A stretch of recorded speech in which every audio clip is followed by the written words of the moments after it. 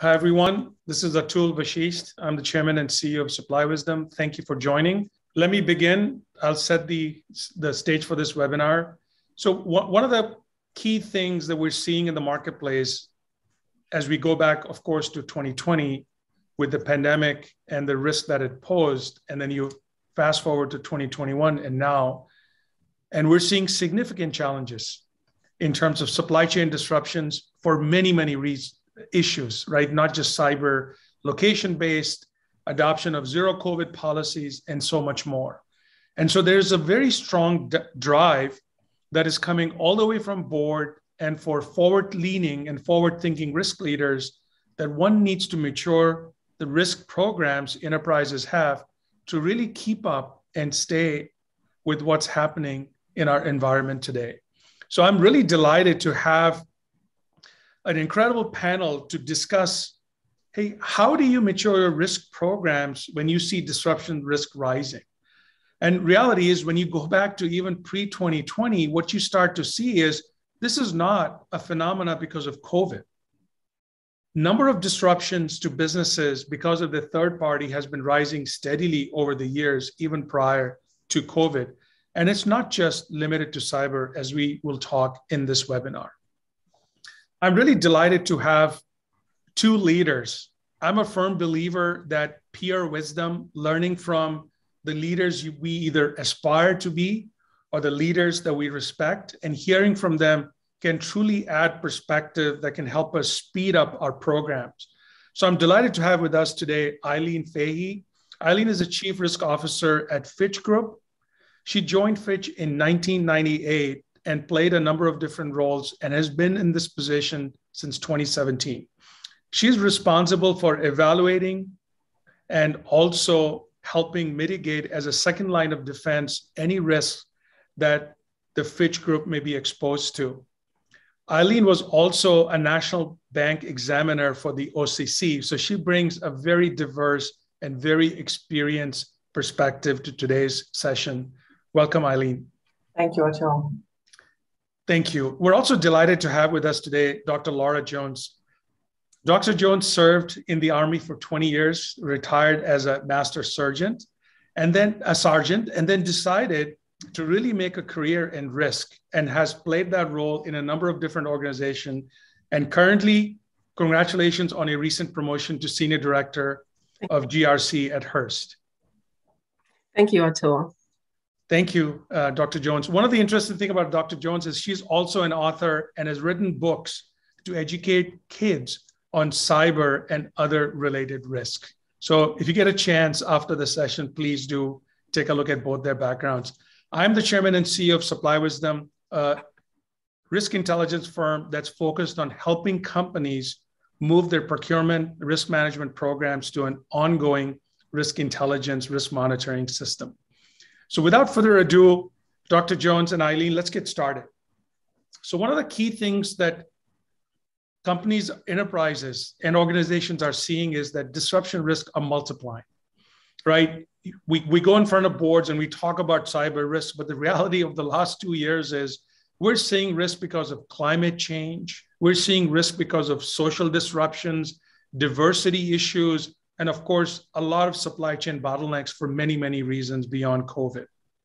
And on top of that, while this risk landscape is changing very rapidly, so is the transformation that companies are undertaking. So that makes many of us look at it and say, one needs to mature their risk management programs. So I think what we're going to try and do today at this webinar, during this webinar, is help provide a guide and your personal experience across multiple organizations you've been at in terms of how should one think about it. So let's first talk about the third-party risk management lifecycle and how you personally, if you think about the whole program and starting and then thinking about risk program maturity, how do you think about from an entire lifecycle perspective? Eileen, let's get started with you. Sure. So I would say that I think the first thing certainly is the selection process and trying to evaluate very competitive markets and all types of products. What are your specific needs? How will these 2 or 3 companies that you're looking at meet those needs, and are there things that they can do that can push you more forward into thinking differently about what your needs are, perhaps, and not just the immediate needs, but what you might need in several years from now. So that's one thing. I think the other is important, and you've got it up here in terms of governance, is looking at what potential conflicts could you have with them or the processes that they might be following, and not just the conflicts, but also their stability. So you have to look at each of these vendors as what's their stability in the marketplace, what's their financial stability, can they contribute, and what else can you do to widen and offer them and offer yourselves a longer term product or something that's within your market. Right. And Dr. Jones, when you think about maturity perspective, would you say that it's also important to kind of make sure you understand where you are? Can you talk a little bit about that, how you think about maturity? Oh, absolutely. It's an imperative to understand where you are within your organization in terms of risk maturity. And to Eileen's point, a lot of your vendor selection is really going to be predicated upon what you need for your business and where you are. And so looking back at that vendor selection process that you previously showed, that life cycle model, that's very much going to be an integral part of your own risk management program and your process to maturity. What do you need? Exactly what would be enough? What would be too much? Where are those vendors in terms of your own process, and how can they then really help push you forward? So that was spot on what Eileen said. In terms of the risk management maturity model, I would say it's really important to understand where your organization is today. That would entail a risk assessment, really more of a gap assessment, to analyze where your companies are underneath you, we'll talk about risk appetite, hopefully risk tolerance and so forth. But what are those key components of your environment, including your culture, right? Your appetite for risk. How does that play into your key business processes, and where are you really? I think back to younger days when we played the game pickup sticks, right? The pixie sticks, and we throw them in the air and they would land. And it was just a really sporadic kind of landing, no organization. They're not laid, from a military term, dress right, right? So it's very initial, very ad hoc in nature, but it's also then to understand, where do you really want to be? Most organizations, as they're assessing their maturity, will start at the initial level, more than likely, and then you're headed to those higher tiered maturity areas, tiers rather. And so that would entail a risk assessment, a gap assessment, to understand where you should be. Where are you? It's kind of aspirational to think that you would want to be in an optimized state, but where do you really need to go? So that's kind of how I think about risk management maturity starting out. Right.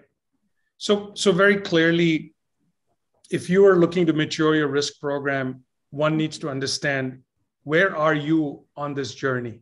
Exactly. Right. And in some cases, that journey might be in terms of how you look at your own organization, but also how you look at your supply chain, your third parties, right? In terms of what is your maturity relationship to them. Eileen, when you look at this risk management model, any other thoughts in terms of how would you recommend companies approach it? They may be at an earlier stage of their risk management programs.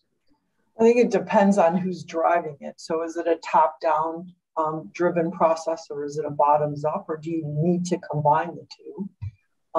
Is it recognized that you need a second line of defense or a third line? Most companies have first line, and those are the people responsible for integrating. So is the first line aware of the risks that presenting whatever business area that they're in? And then how does that then transfer? How are they measuring that risk, and how are they assessing the internal controls they have to eliminate that risk, or consciously assume it because they want to make some progress in either a business line or a process where you really agree to say, okay, I can accept this risk today. I want to mitigate it by such and such a date, and then you can build that into your strategic process.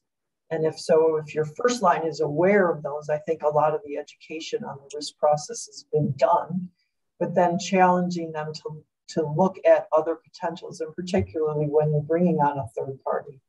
Are you giving up all these controls? Are you making sure that that this third party function will include all those controls in the process of whatever they're doing? Or if they can't, what do you need to do? Right. To, if that's the optimal party for you, what do you need to do to mitigate those risks that they may not be capable of addressing yet? Yeah, I totally agree with what Eileen said. And it's going to be important also to conduct a risk assessment on the vendors pre-qualification, right? Your pre-qual phase, to understand what type of risk they might engender to your operation and to your organization.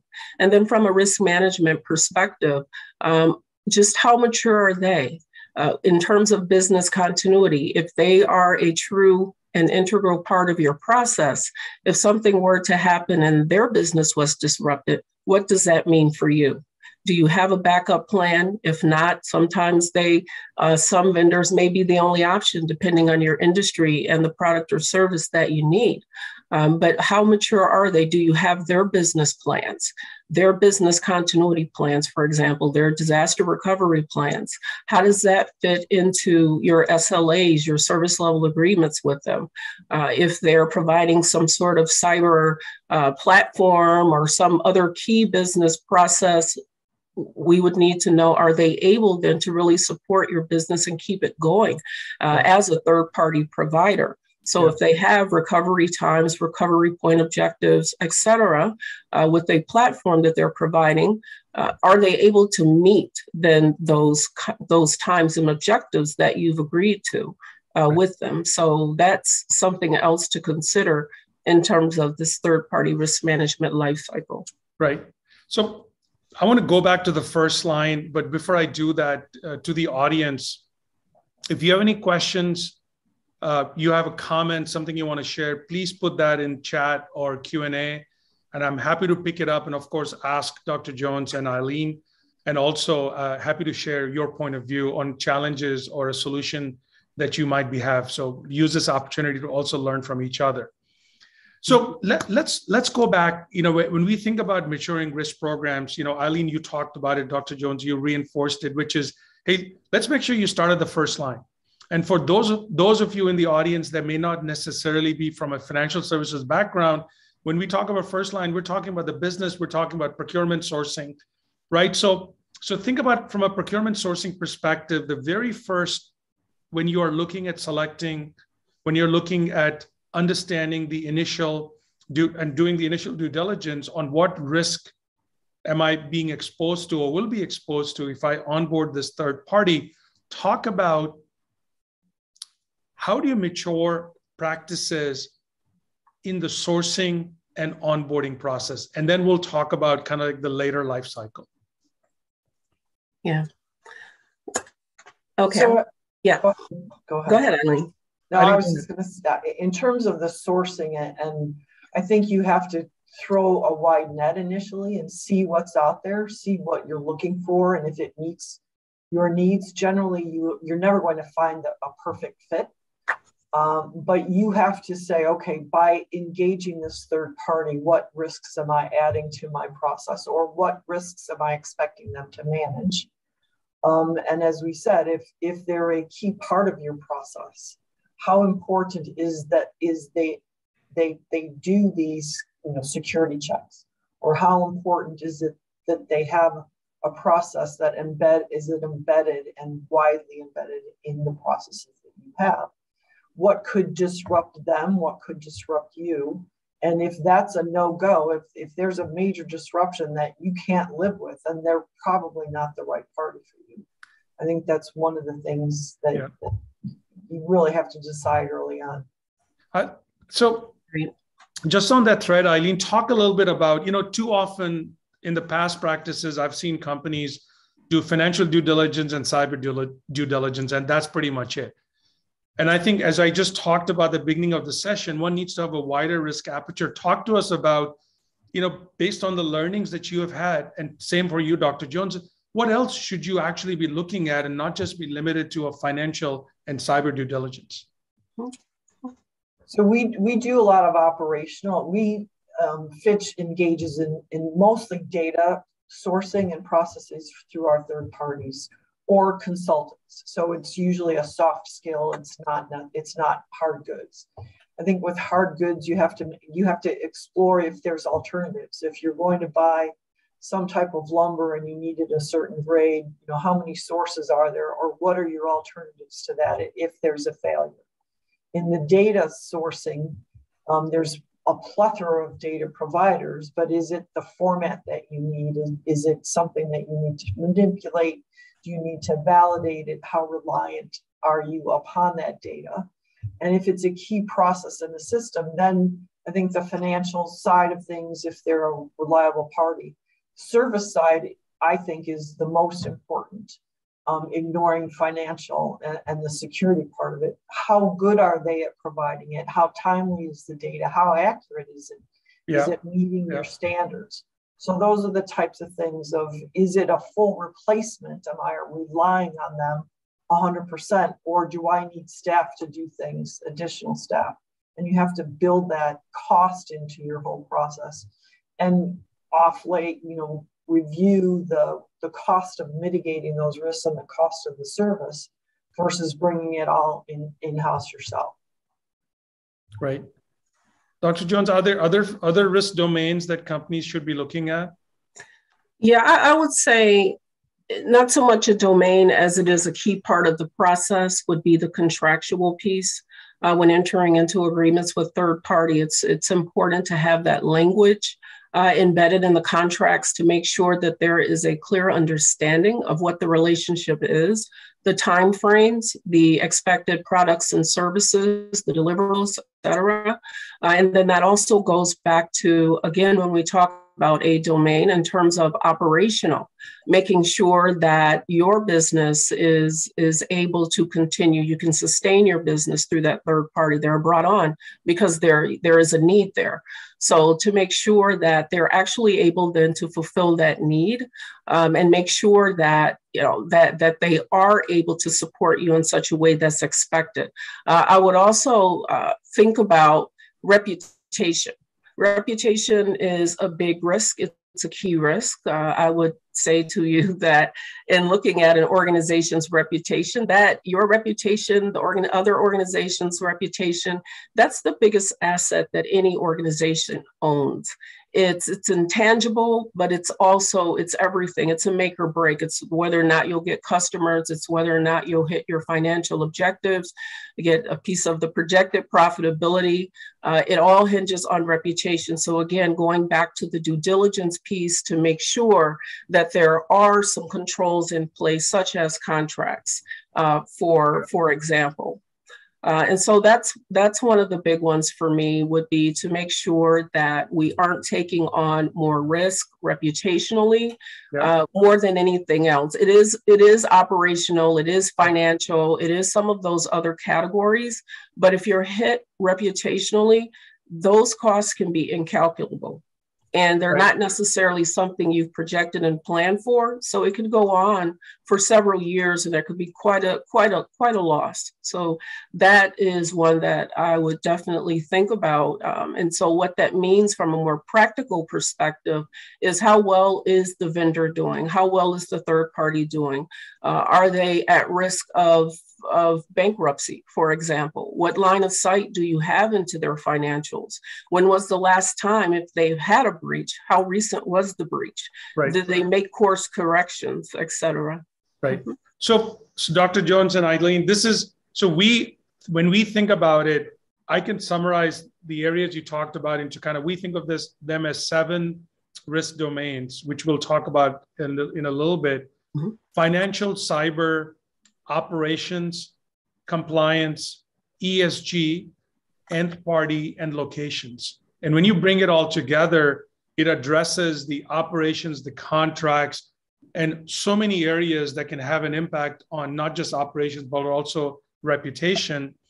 The other area that I wanted us to talk about, but let's talk about it in a little bit, which is, the way we talk about assessments and the way we've been doing assessments for decades is such an old practice because they're done at a point in time, and risk is no longer an area that changes, on this continuous model of once a year or once a quarter. So how does one think about risk exposure on an ongoing basis is a question that I'm going to come to in a little bit.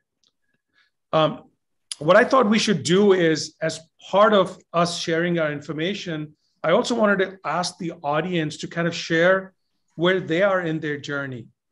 So when you think about it, to the audience, I'm going to ask you a poll question in a second. So think about, in these 5 stages, where is your third-party risk management program today? So think about it while I bring up a polling question. And when I launch it, hopefully all of you are able to see the survey. So how mature is your current risk management program? Are you at an initial stage, just got started? Certain practices that are well-defined? Are you at managed, which is the program is in a decent place? 4, being you're fully integrated, standard processes, global metrics, leaders driving a risk culture. 5, of course, is where you're fully aligned to the business and really driving true differentiation in the business. Only about half of you have answered. If the others, I'm going to give another 30 seconds. As you're seeing the results, I'm sure they're going to change only slightly. Dr. Jones, Eileen, any thoughts on the fact that, of course, nobody believes they're optimized? What do you think when you see, which is good to know, right? Which is good to know that people still have a journey that they are on. What do you think about the results as such? I'm not seeing them much. I am sorry. My apologies. Let me share the results. Okay. Hopefully you can see them now. Yes. So to me, I think if you're in the defined, managed, and integrated, a lot of people are, I think, more critical of their own processes than they perhaps need to be. So I would guess that many of the managed groups are in the integrated. When you have a managed and an integrated process, I think, is where the first line, or the people that are engaging those parties, are already thinking about many of the things we talked about. So they know what they're dependent on the third parties for. They've entered into a contract. They're managing that contract and they're managing that service. And they can anticipate and be proactive about some of the things that could go wrong and what they need to do. So to me, that's managed and integrated. Defined is you're largely at, I think, a disadvantage because you know what you need to do, but you're not quite doing it yet. Yeah, maybe not getting the funding. So we need to prove that case, right? So that's where I think that more of the challenges in terms of onboarding, selecting, and then getting into more of a management or even a contingency plan of what could go wrong and what would we do when things go wrong are more of a challenge for you. Right. When you think about this, what about fourth-party risk? We're seeing, especially when you look at disruptions in 2021, and one of our friends in the audience question about how are you ensuring that your third parties are fully disclosing their critical third, which is our fourth parties. So a lot of that's going to come out. Again, it starts with the contract. So it's making sure that there's this obligation. I have seen in the past with some risk management programs, in order to go back to a vendor to get them to disclose, if you haven't agreed to it already contractually, they'll actually ask you to pay. It could be $10,000, $30,000, what have you, to come back and pay for that information because they'll tell you that it's consuming their resources and their time. And so it starts then with the contract, right? But I would also say that it would also be imperative for you to have such a relationship that everything is, again, defined, it's documented. And I'll go back to having those plans. It's having not only things laid out in terms of timeframes, timelines, and being very specific with what that is in terms of the deliveries and notifications, but it's also having their plans to understand what you can do to hold them accountable. That's the type of information you would need. If you don't have that, then now you're relying on sort of what's happening in the news, what is emerging, what is trending, where there's been an exploit. You're looking also to see how that impacts you if they're a vendor in your ecosystem. And it's also a reliance then on any sort of publicly accessible information that you can pull. So not having that line of sight, not having things documented and agreed upon is really not going to be helpful because there's no obligation to disclose. Yeah, there's great systems today, right? We can discover IP addresses or that, so which makes it easy to discover at least those fourth parties that are integrated in your organization. So I think there's definitely tools out there. Before I move on from the risk maturity model to risk appetite, because I think that's a really important part of maturing risk programs. Any other, so we just shared a model, for example, right here, from a simple model about a 5-stage risk maturity. Are there other maturity models that you either follow, look at, that you would recommend to the audience? So for what I've seen in the past and what I've implemented in organizations, this is really a model. It's typically a 5-step model, in some cases a 4-step. And these are typically the words, but you'll also have things like sort of reactive, compliance, siloed, integrated, optimized. Right. So they sort of just change, and it depends on the organization in terms of the taxonomy that they want to use. Yes, the language that they would want to use. But this is pretty much what I would expect to see and what I've used in the past as well. How about you, Eileen? Yes, very similar, and they're easy to view and apply to organizations. I think two important pieces to add to that, though, are how much support are you getting from senior management in terms of the execution of that, and they're holding their managers accountable for the implementation, as well as the board, and who are the key stakeholders. I think that those two pieces will tell you a lot about the risk culture and the maturity level in an organization. Right. Atul, if you don't mind, I wanted to respond to the poll question as well, please. Yeah, absolutely.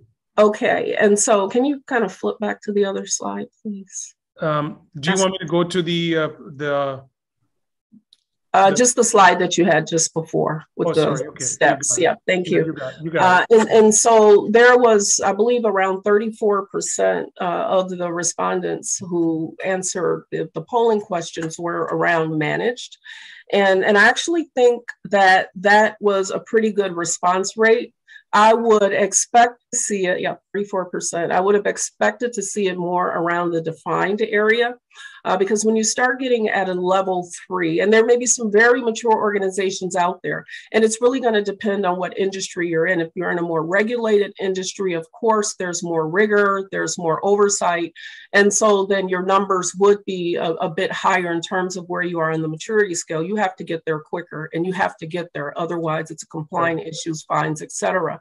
But when you start getting to the managed stage, that you're actually looking at having key risk indicators. You're having metrics, you have a dashboard, you are working your 3 lines of defense, you're doing self-assessments. There's a lot that goes into that middle area to say that we are actually managed. And that may very well be happening, but I would have expected to see more of a response at the defined stage. But again, it's very much it depends on the industry. Again, if it's more heavily regulated, you're going to have to get to the maturity level that's expected for that industry just a bit quicker. Right.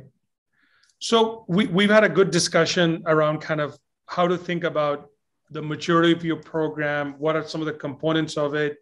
Let's talk about the importance of risk appetite. Eileen, maybe we'll kick off with you and why that can be very critical to a risk program. And then I want to talk about some specific areas around risk appetite. Let's talk initially just about why is that important? First of all, what is it and why is that important? So risk appetite is, I think there's multiple ways you could talk about it. You can get very specific in terms of how many categories would you put your processes in. Is it 5? Is it 10?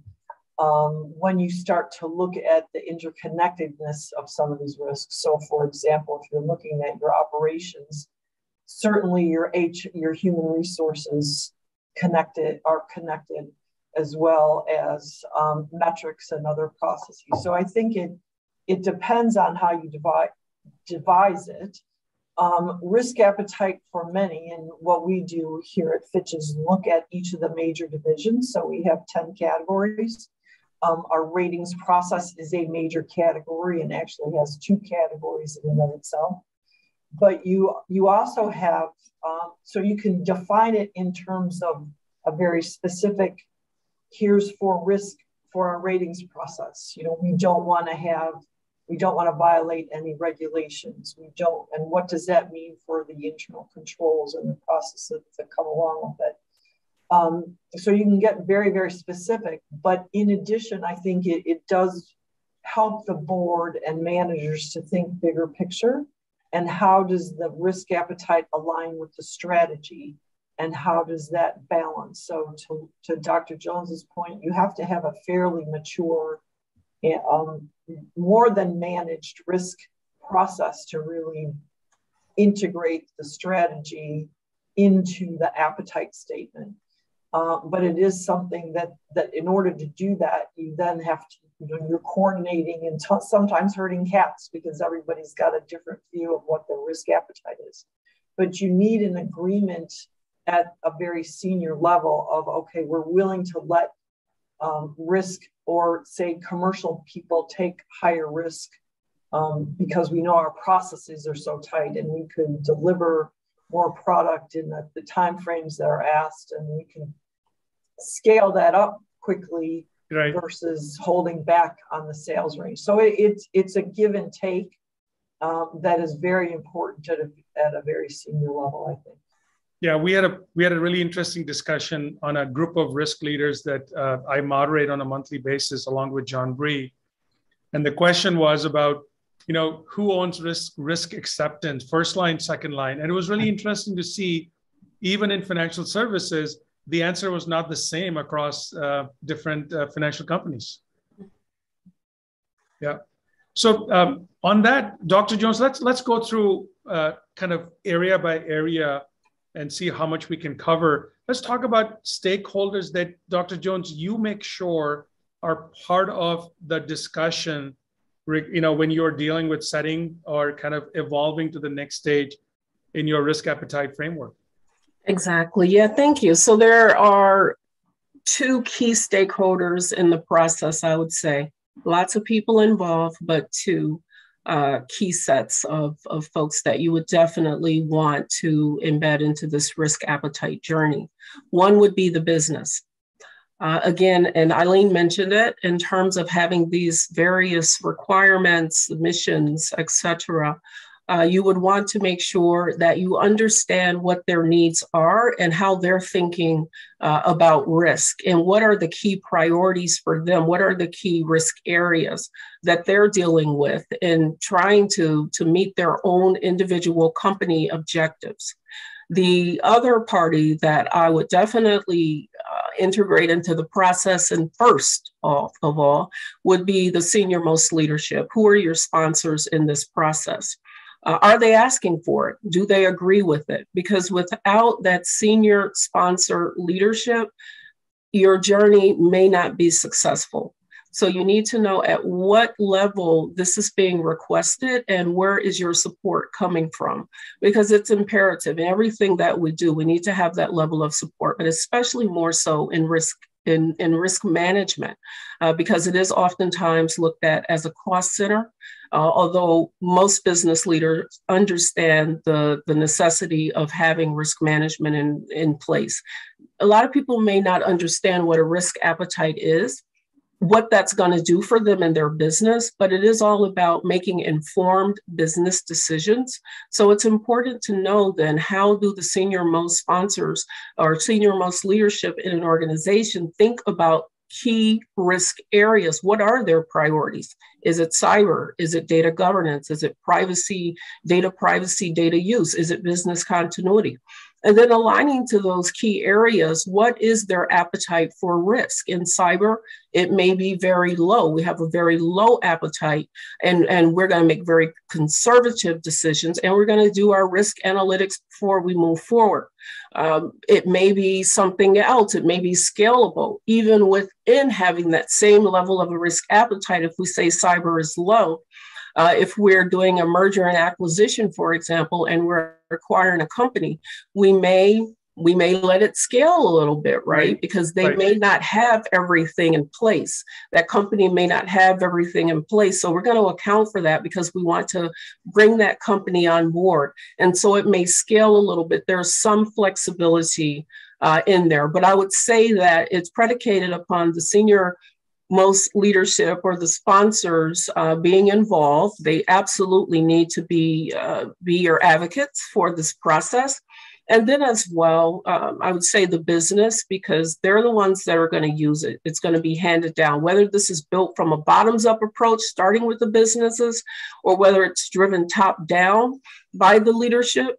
You're going to need both of those parties involved, and so that you can have good user adoption. Right. So let's, by the way, I think you used some great examples. Let's use another example because it's a question from the audience on location.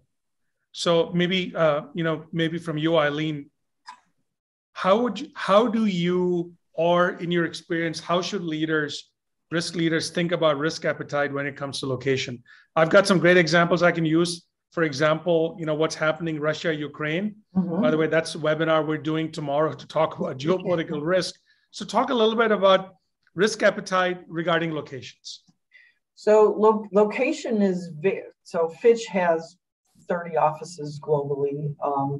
We've entered certain locations that on very early basis of is there an issuer base or an investor base, and do we want to have a sales office there, or do we need a credit office there? And what does it mean to staff? Are the skills available in the location that you're going to be in? We've learned certainly from COVID that you also have to have the systems and the processes to co-locate. So can you afford not to be in offices?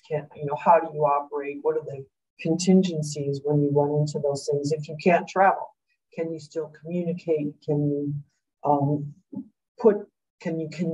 continue to operate your business? I mean, we have an office in Moscow. Being a US and an EU and a UK based company, depending upon the sanctions, what do we do?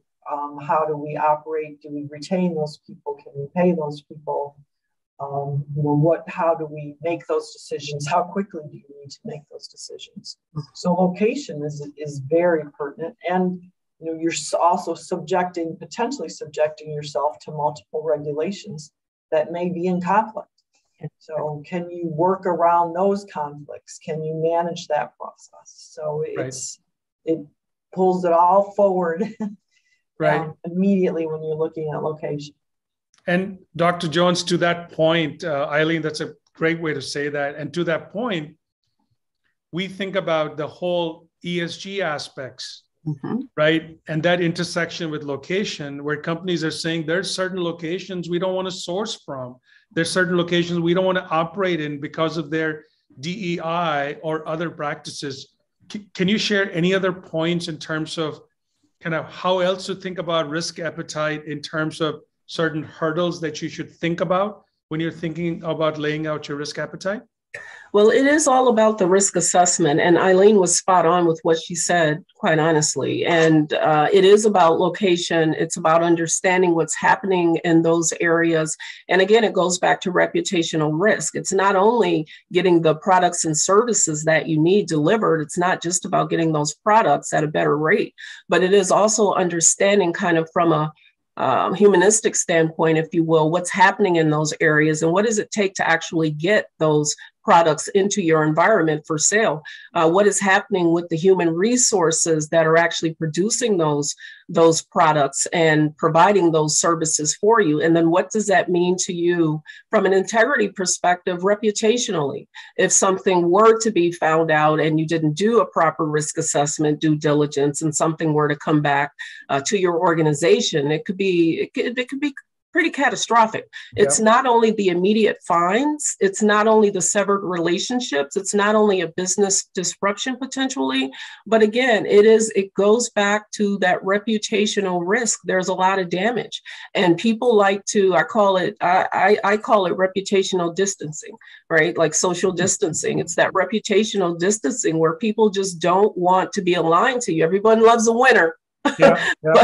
but we're definitely not going to align ourselves to something like that. So ESG tends to play out in quite a big way when we're talking about location, when we're talking about risk appetite, when we're talking about doing business in locations that may not be as desirable for those reasons in past history and so forth.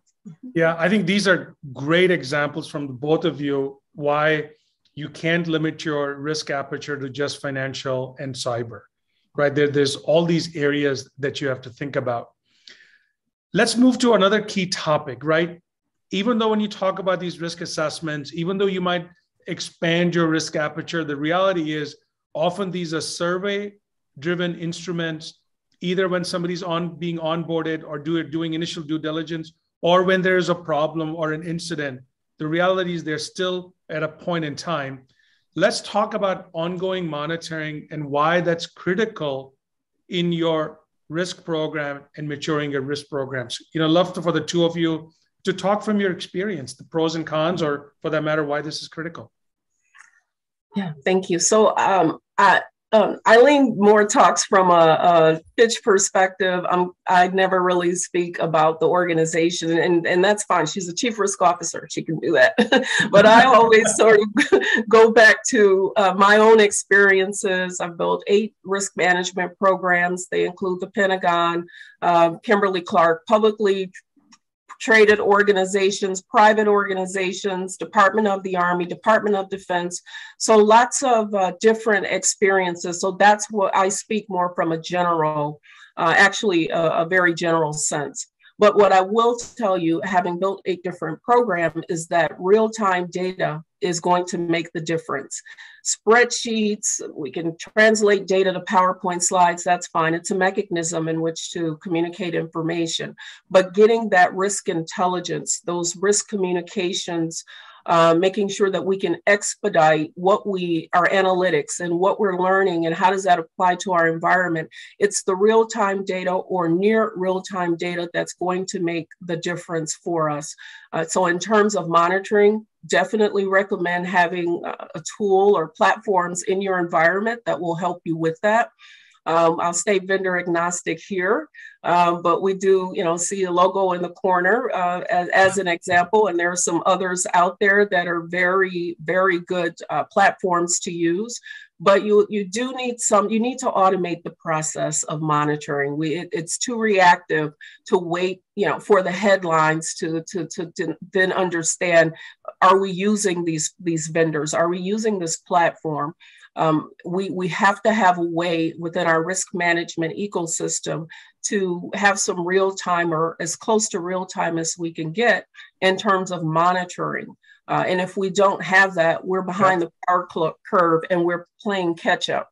And we know on this call that the difference between the risk is uncertain, it hasn't happened yet, right?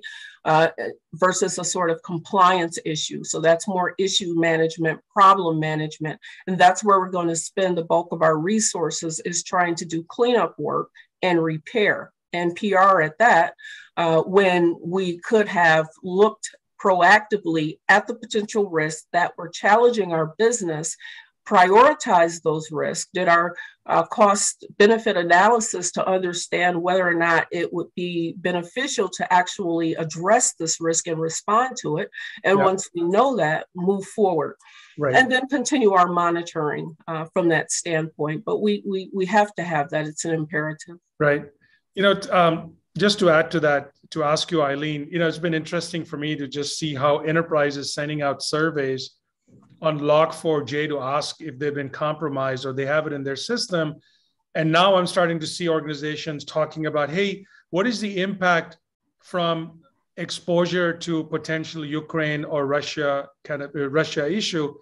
Well, we can't live in this world where we're constantly doing these surveys. Why are we not leveraging real-time risk intelligence?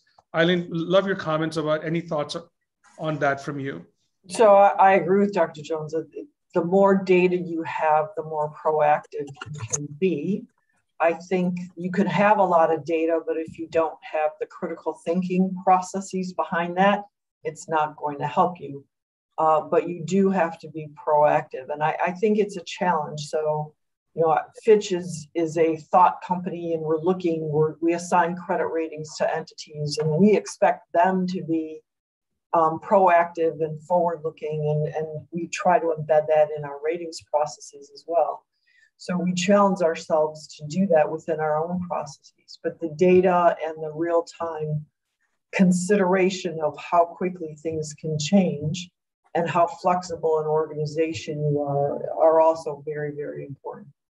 Yeah, and by the way, based on this is one of the reasons, when I talk about this, I almost never use the word data, only because the reality is if you cannot get actionable insights, all it does is just overwhelm the entire team, because you need to know the relevant from what's not relevant to you, especially when you have access to real-time streaming data. So this is a thinking that we've been sharing as an example is, just like how IT has had network operating centers, major incident response centers, I think risk is evolving to the similar approach to it that says, if I can get access to real-time continuous risk intelligence, I can leverage a workflow software to automate a number of my risk actions, right? So that I can then free up my risk managers to really do critical thinking, to think early warning and prevent many of those risks by preparing. So now you're actually building a very resilient organization. And then you have a learning loop in place so that when incidents happen, like for example, there's typhoons in Philippines on a pretty much annual basis, elections disturbance in many parts of the world, that how you have a playbook that you can respond and be much more proactive with. Any thoughts around, as you think about the organizations you have built over the years, whether there's this whole approach to risk and resilience more from a capability perspective rather than just the process that's being run? I think it's important, Atul, that, like you mentioned, the thought process. So playbooks are things that we're working on and making sure that various divisions have them and have them at their hand. But generally the playbook you've built based on your last event or crisis is not going to be the playbook you're going to need next. So the capability and the thought process and yes, we can do X, Y, or Z, and this is the flexibility we've built into our system, is more important oftentimes than having the playbook. Right. I also think that you have to have the memory of the testing and the processes where people, risk managers, and this is where you get into the first line, they need to know who to call, and they have to have those relationships pre-established.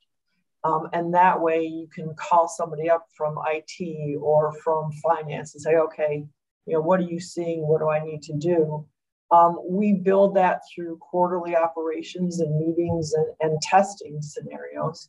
And that's one of the ways that you have that then muscle memory in your brain to say, okay, this is what's happening. Oh, maybe I need to think about X, Y, and Z. Oh, I need to call so-and-so. And that way it's more of a living process than a system. And the systems are needed, don't get me wrong. You need to have the systems and the data, but you also need to have that process systematized in your management. Right. It's what enables the organizations to build these ongoing sets of expertise. So you're constantly learning also. Yes. Let me ask a poll, and then Dr. Jones, when you start seeing the results, we'll jump on it. So So to the audience, the second poll is, which of the following do you believe pose the biggest risk to your organizations? I'm going to give you a choice of 6. Please select only your top 3. And so kind of think about 2022 in context now, because we're heading out to the new year. Which of these risks do you see as the biggest for your organization? Please mark your top 3 choices.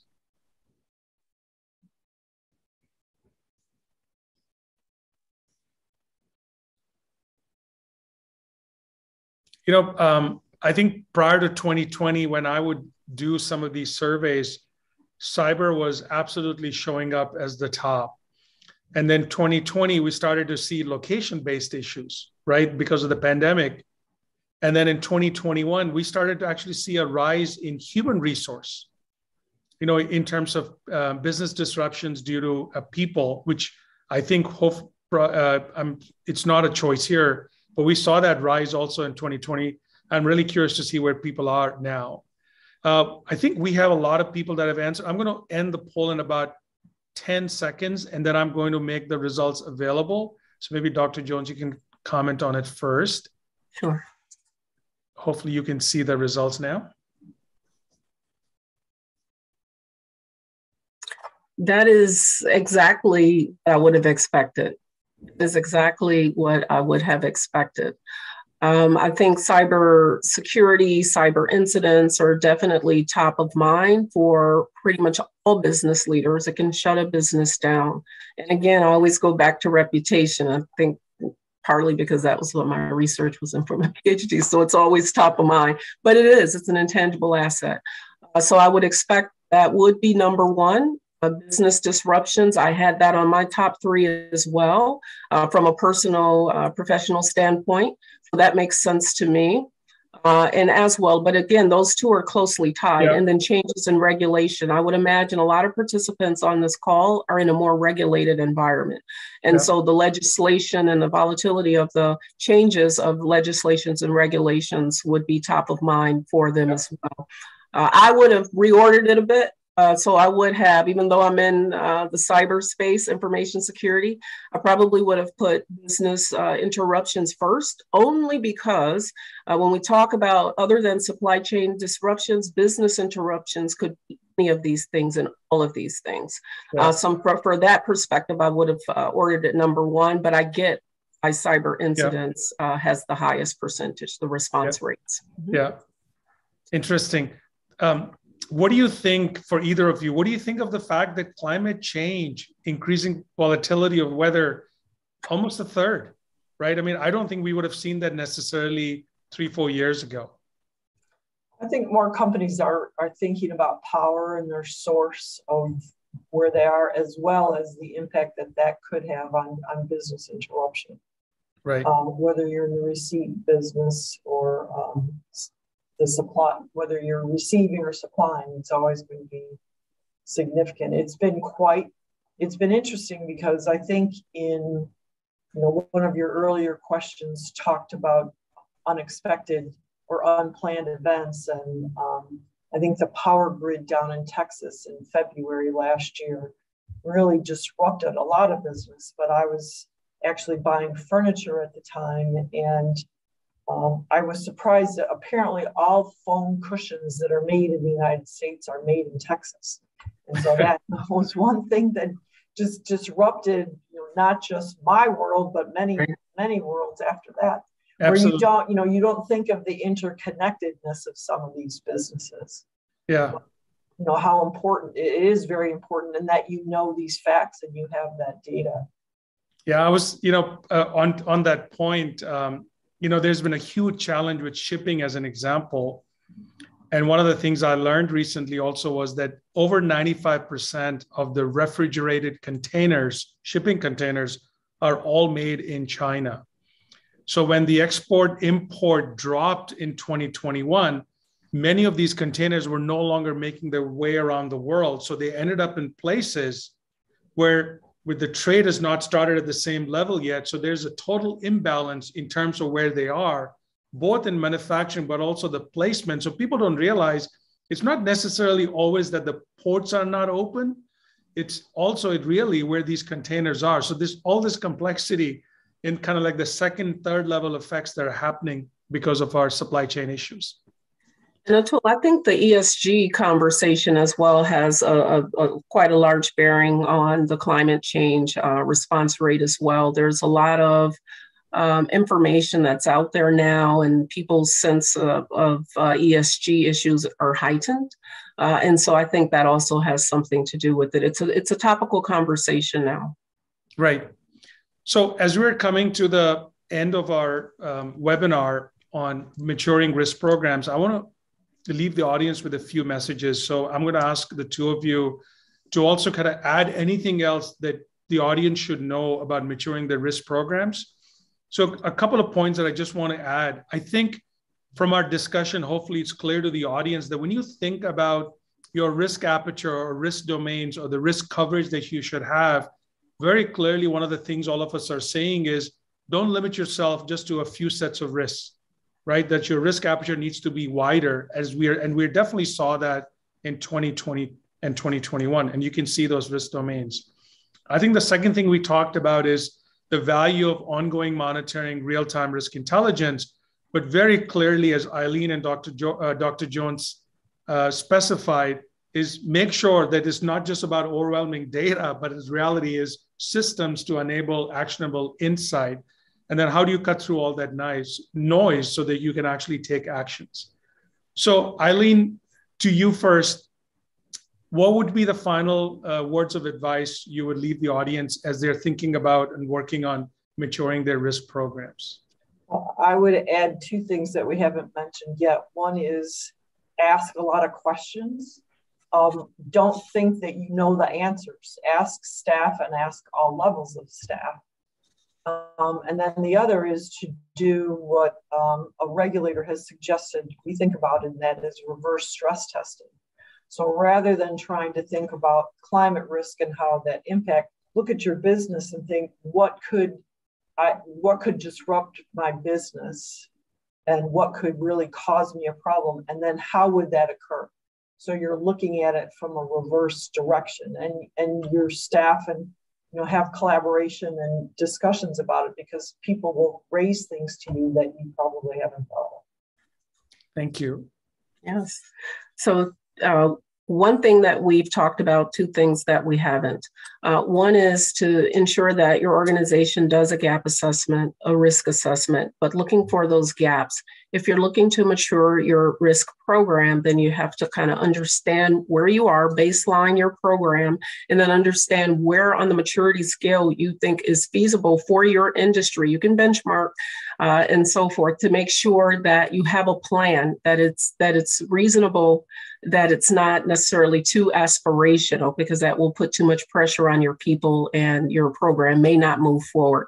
The other thing is establish a risk hierarchy for reporting purposes. Not every risk has to be elevated. So starting from the top down, understanding what the key priorities are for your senior-most leaders, what are those prevalent risks for your organization specifically, having line of sight and the capacity and capability to report to those risks is going to be important. So then to establish that hierarchy, again, make sure that it's automated if you can versus spreadsheets and Excel sheets and PowerPoints. So the risk communications is more expedient.